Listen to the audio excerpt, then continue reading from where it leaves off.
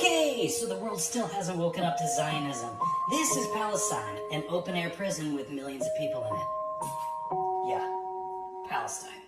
So now I've got to come on here and educate everybody about how this place was actually called Palestine for a really, really long time. Did you know that Israel was created in 1948? Because this is Palestine. What most people don't know is that Israel is not a country. It is an occupation of Palestine since 1948. We're talking about a military occupation that's been going on for 75 plus years. 75 plus years. I want you to imagine how you would act if your home's name was changed and it had been stolen, and your neighborhoods were stolen, and your kids were arrested, and they were held indefinitely, and bombs were dropped because everybody wants to think that you're a terrorist, even though you have no recourse for the situation you're in. Ask yourself why none of these old maps label the region Israel. Why? Because it's not Israel. And the Torah is not a land contract. I bet you didn't know that Palestine was gifted to the Zionists in 1917 by Lord Balfour, called the Balfour Declaration. Notice the name up in the corner, Lord Rothschild. That's right. The region of Palestine was gifted to Lord Rothschild in 1917. True story.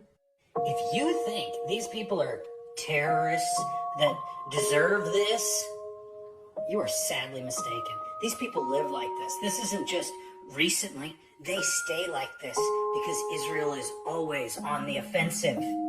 Then there's this POS, Benjamin Netanyahu, aka Bibi. Yeah, this guy's a complete warmonger, a remnant of the George Bush era of ultra right-wing fascism. That's right, this man is a right-wing fascist, a militaristic, blood-soaked monster. And before you go getting it twisted, the definition of a Semite is a member of any of the peoples who speak or spoke a Semitic language, including in particular Jews and Arabs. That's right. So every time Israel does something against Palestinians, it's anti-Semitic. That's right. Learn the definition. And let's add to that anti-Semitism and anti-Zionism are not the same thing. Okay? So what is Zionism? Good question. The difference between Zionism and Judaism is extreme. Judaism is a religion. They practice the Mosaic law, thou shalt not kill, and that is a good thing. Zionism, however, is not Judaism.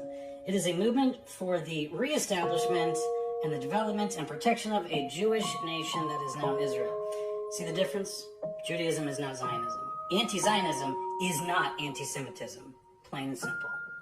They're not going to show these images on the news. Oh no, because the mainstream media is controlled by Zionism. So you're not going to see Palestinians carrying their children around on the nighttime news. You're just going to hear how Israel needed to do this in self-defense. Yeah. I am so burnt out on their nonsense. This is clearly Palestine. This is 1750. Where's the Israel? There was no Israel. Israel's an occupation. And yet another map, this one from 1767, Palestine.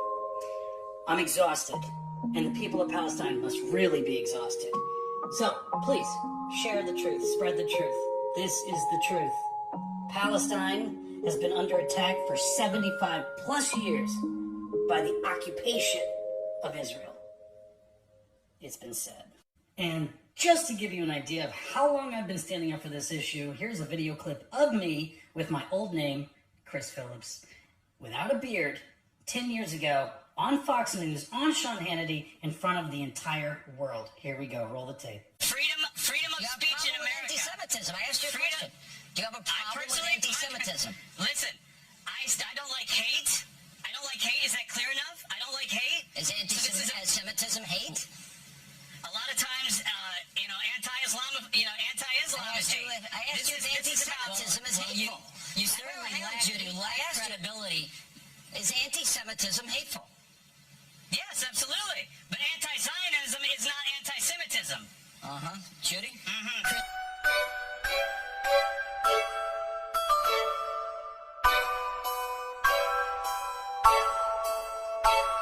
2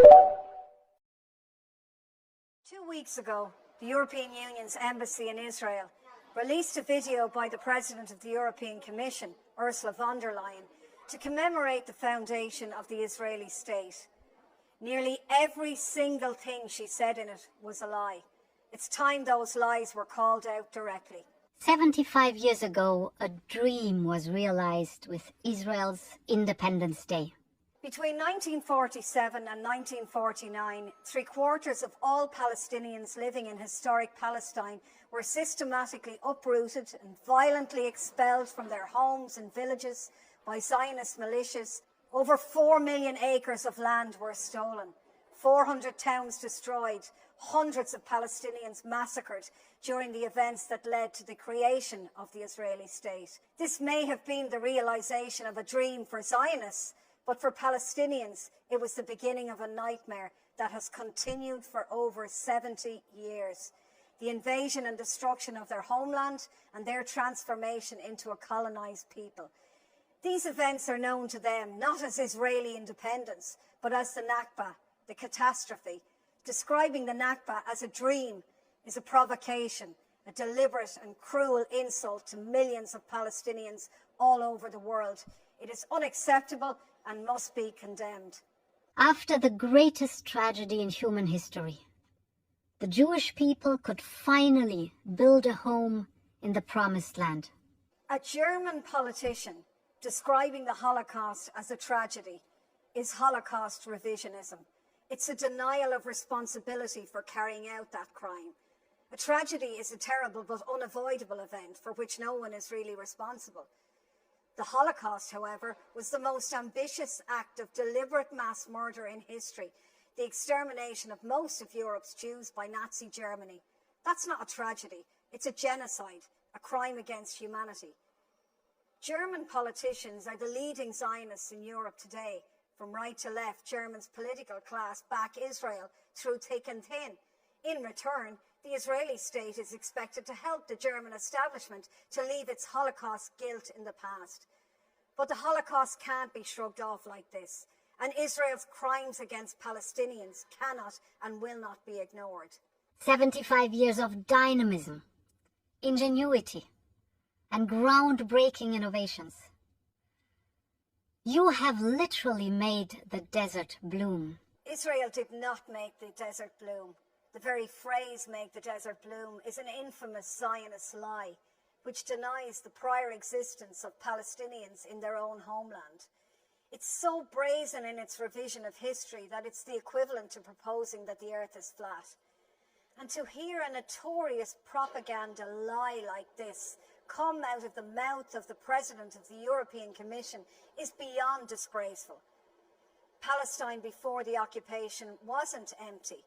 It wasn't a land without a people for a people without a land. It was continuously inhabited for millennia by diverse peoples and communities, including Muslims, Christians, and Jews. It has a rich, proud history, culture, and traditions. The region was blooming long before the Zionist occupation, and it still blooms despite it. Europe and Israel are bound to be friends and allies. Your freedom is our freedom. Seriously? Israel's freedom is Europe's freedom? Where does that leave Palestine? The calculated insensitivity to Palestinian experiences in this address is quite blatant. The message von der Leyen wants to convey is, if you're Palestinian, the European Union doesn't care about you. Well, let's be very clear about this. That's another lie. Many, many people in the European Union do care about you. Many of us want nothing to do with a disgraceful apartheid regime. Ursula von der Leyen doesn't speak for us, and she's no right to say these things on behalf of the 447 million citizens of the EU. Today, we celebrate 75 years of vibrant democracy in the heart of the Middle East. From the brutal attacks against worshippers at Al-Aqsa Mosque, to the settler violence against Palestinian communities, to the assassination of Palestinian journalists, to IDF murders in the streets, to attacks on the funeral processions of Palestinians shot dead by the IDF, to the shock and awe airstrikes on densely populated Gaza, to the most extreme right-wing government in Israeli history, tearing up the independence of the Supreme Court, the image of Israel as a democracy is crumbling before the eyes of the world. Von der Leyen describing Israel as a vibrant democracy now, at this moment, is protesting too much. It only makes it clearer what we already know. Israel is not a democracy. 4.5 million Palestinians living under Israeli occupation don't have a vote. Even Palestinians who are Israeli citizens are subject to a qualified set of rights because they are Palestinians. This isn't democracy. This is apartheid. Will you admit that the ultimate responsibility for the terrible, and every single loss of life is terrible, but is the failure of the United States, of the European Union, of the Western powers to hold to account Israel for ongoing, decades-long ethnic cleansing, war crimes, crimes against humanity, the denial of the most basic rights to the Palestinian people? As Gideon Levy said, Israel, a Jewish Israeli columnist, said yesterday, Israel can't imprison 2 million Gazans without paying a cruel price. Isn't that the truth? Deputy.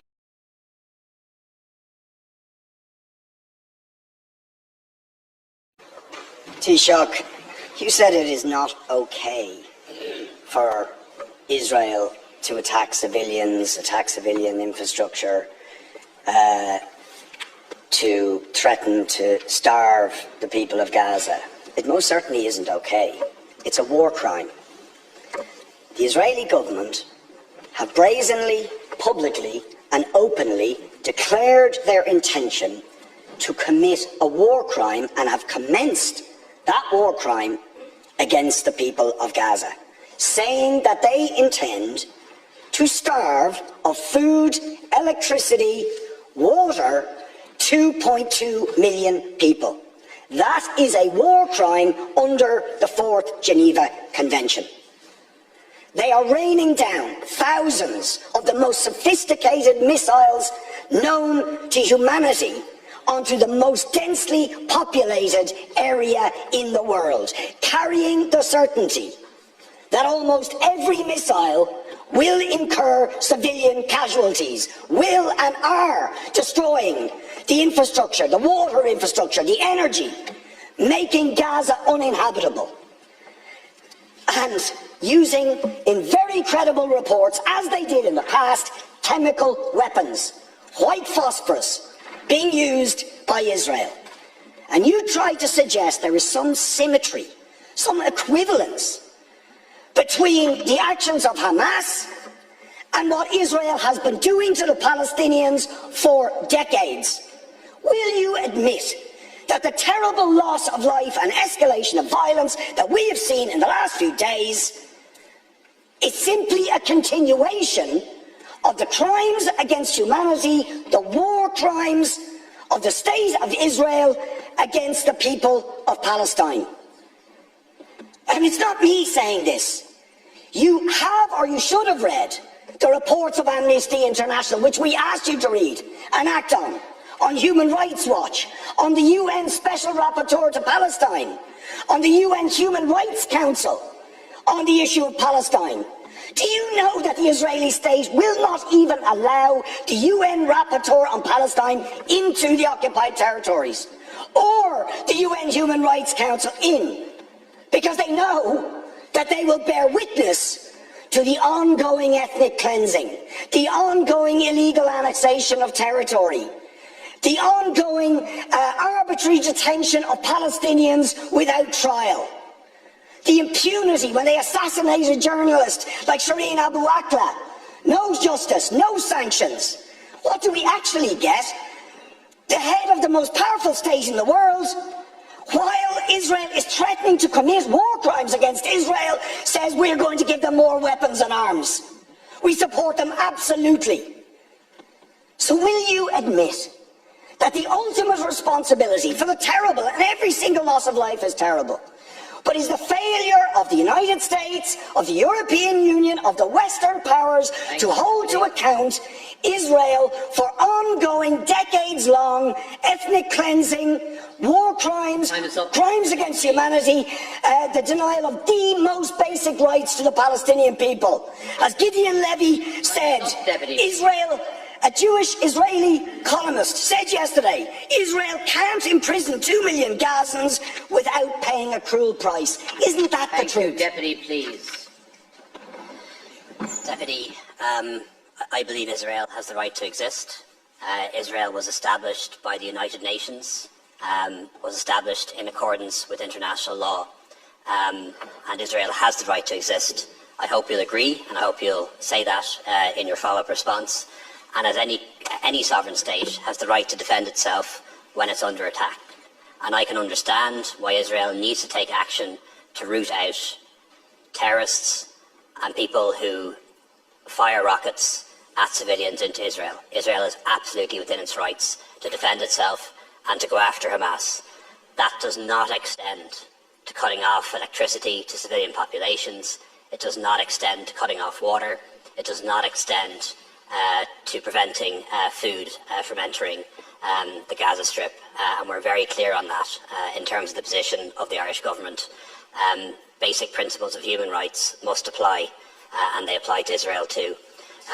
But Deputy, I am, and I know your support for Palestine is sincere, but I am a little bit disappointed that you haven't said anything about Hamas or Hezbollah or any of their actions in your remarks. In fairness to Deputy MacDonald, she did, as a Deputy Batchik, and I would like to give you this opportunity to add to what you said earlier, not to take any of it back, but just to add to what you said earlier by saying that you accept that Israel has the right to exist, that has a right to sovereignty and statehood and security, and that you agree that the actions of Hamas and Hezbollah for decades, targeting Israeli civilians, kidnapping Israelis and others, that those actions are wrong, have contributed to the conflict and have made it harder to find a solution. I want to see an end to all killing, all violence, all death, and the release of all prisoners and hostages. But, you see, the problem here is that I do not believe that an apartheid regime has the right to exist anywhere. I do not believe that a regime that engages in ongoing, daily, weekly, monthly, ethnic cleansing of another group of people based on their race or ethnicity, which is what Israel is doing, has the right to perpetrate those crimes. These are crimes against humanity. This is a regime for decades has denied UN resolutions calling for the right of Palestinians, millions of them, ethnically cleansed since 1948, living in refugee camps in Lebanon, Syria, Jordan, cast to the winds of the world, denied statehood, denied identity, denied history, and they have the right to return, but Israel shoots them down if they try and assert that right, as happened in the Great March of Return. Let's remember that. Peaceful demonstrations in 2018 by the people of Gaza, attempting to assert their right to return, shot down. The UN at the time called for investigations on that episode for war crimes and crimes against humanity. Will you call for sanctions against the apartheid regime of Israel? Will you call for the European Union and the United States to stop arming that regime to commit war crimes and crimes against humanity? Of course you won't. Of course you won't. Thanks, Deputy. I am disappointed in your remarks. You mentioned UN resolutions. Israel was established by UN resolution. You didn't say that. Israel is a sovereign state. It is the closest thing to a democracy in that region. It has a right to exist. It has a right to defend itself. And you may describe it as Taoiseach without interruption, please. And you may well describe it as an apartheid state. But let me ask you this: you and I could live our lives freely in Israel. Me as a gay man, you as revolutionary socialists. Neither of us would be able to live our lives freely in Gaza. We wouldn't, because of the oppression that would be imposed on people like you and me. He said in a debate that I would not debate with a Pakistani. I would rightly be called a racist. My question for you is, are you a racist?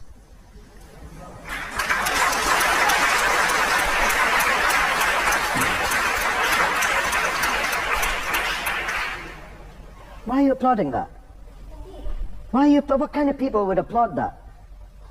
Am I a racist? You've sat through the last hour and a half of me speaking, and you're applauding someone asking me if I'm a racist? What kind of people are you? Or do you just applaud anything? Would you just applaud anything? You made a better job of it than your friend. I'll grant you that.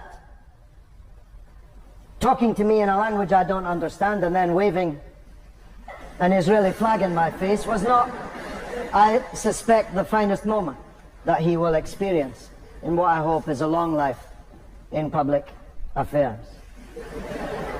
I'll let you in on something you don't know. I'm one of the few people on the left in Britain who traveled the length and breadth of apartheid South Africa as an underground agent of the African National Congress led by Nelson Mandela, then in Pollsmoor prison in Cape Town. Therefore, the subject of apartheid is particularly important to me. The question of racism is particularly important to me. And in parenthesis, let me tell you this, that throughout the entirety of my time underground in South Africa under apartheid, every house I slept in, every dinner I ate, every car I drove in was provided by Jewish activists of the African National Congress. So Jews don't have to be on the side of apartheid. They don't have to be on the side of racism.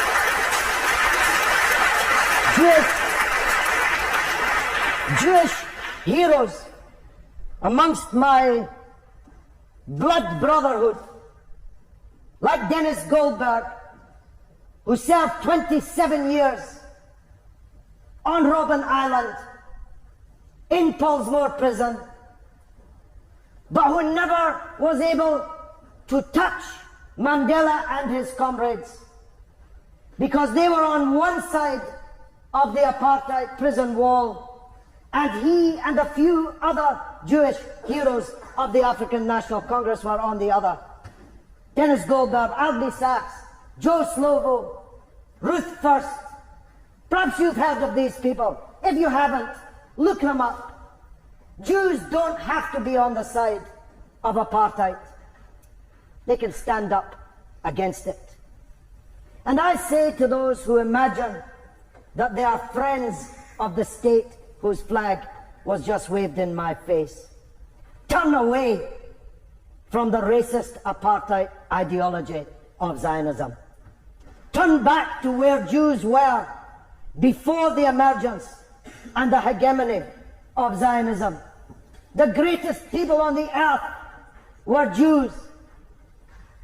The leaders of the socialist, communist, trade union, liberal, enlightenment throughout the 17th, 18th, 19th centuries were great Jews. Marx himself was a Jew. None of them believed that as Jews they should go and take somebody else's country and drive millions of them around the world as refugees. All of them would have turned their back against such an ideology. But because of my experience in South Africa, which included, by the way, being battered and bloodied by a Scottish South African policeman called Campbell. It's one of the reasons why I hate Alistair Campbell so much. In Gugulethu police station, in the Gugulethu township in Cape Town. although the policeman had eventually to wash my feet in public, in penitence. But that's another story. Because of my time in South Africa, because of the decades that I worked against apartheid in South Africa, do you imagine that I would turn up at a university and debate apartheid with a supporter from South Africa of the apartheid system? I'd rather punch him in the face than debate with him. Why? Because apartheid is a racist poison. It is the worst kind of fascism. And I would never debate with any supporter of South African apartheid. Why should I debate with a supporter of Israeli apartheid?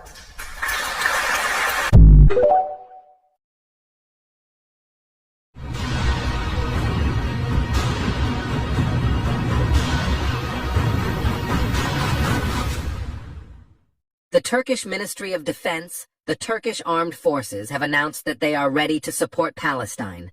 Vladimir Putin's Wagner mercenary group is joining the Hamas forces. Are Turkey and Russia in a secret alliance? Turkey and Russia are ready to take action to take revenge on the United States. Last year, when Russia invaded the territory of Ukraine, there was a great tension between Israel and Russia. Russian leader Vladimir Putin forcibly recruited Jewish citizens living within the borders of Russia into the army, forcing them to fight on Ukrainian territory. In the same way, Putin's aggressive attitude, which prevents Jews living in Russia from leaving the country, has caused a great deconfliction between Israel and Russia. Israel, which secretly provided ammunition support to Ukraine later in the war and carried out airstrikes on Russian outposts and ammunition depots in Syria, indirectly provided Ukraine with a major support. In the same way, the downing of an unmanned Turkish warplane by American Air Force warplanes in Syrian airspace led to a major crisis between Turkey and the United States deck. Turkish President Erdogan preferred to remain neutral in this deconfliction between Israel and Palestine. However, shortly after the events, the Turkish Ministry of National Defense made a statement that the Turkish army was ready to send support to Palestine. The order has come for the TSK, who announced that they are ready if President Erdogan gives an order. President Erdogan has announced that supplies will be sent to Palestine in the first place. But the fact that he implied that this was just the beginning attracted attention, and Turkey has shown its side. After these statements, the discovery that Wagner soldiers were supporting Hamas led to an even more complicated situation. Thus, Turkey and Russia have shown their side in the war conflicted between Israel and Palestine. With the learning that Vladimir Putin's Wagner mercenaries were helping Hamas soldiers, quite interesting events began to happen. According to statements made by the Ukrainian government, the Hamas army was trained by Wagner soldiers before launching attacks on Israel. Wagner soldiers who retreated from the territory of Ukraine and settled in Belarus were sent to Middle Eastern countries via Belarus. Officials of the Ukrainian National Resistance Center, who stated that they received intelligence from Russia and Belarus, announced that trainers and commanders of Wagner mercenaries were training Hamas soldiers to attack Israel. In the same way, it was announced that a group of Wagner instructors went to Africa and conducted exercises with Hamas soldiers there. Shortly after these statements by the Ukrainian authorities, the Israeli intelligence service launched a detailed investigation into the Hamas soldiers who continue to be deployed in the Gaza Strip. After the reconnaissance flights, it was noticed that a flag belonging to the Wagner army was found inside the Hamas military headquarters located in the Gaza Strip. Along with learning that Wagner soldiers are secretly supporting the Hamas administration, it has been learned that Russia is indirectly supporting Hamas. Do you think the Hamas army can win this war against Israel if the Wagner army officially announces its support for the Hamas army? Turkey and Russia's simultaneous statements of support for Palestine led to the emergence of allegations that Turkey and Russia are in a secret alliance.